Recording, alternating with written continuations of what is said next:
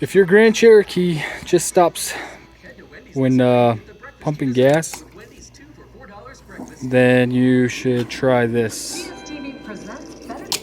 See how it just keeps stopping even though you lock it? What you want to try is flip this upside down and try again.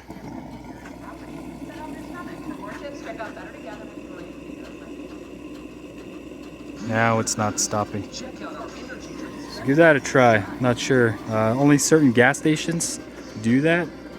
I know Sam's Club stops repeatedly like that. So far I've had the same issue with Sinclair gas stations.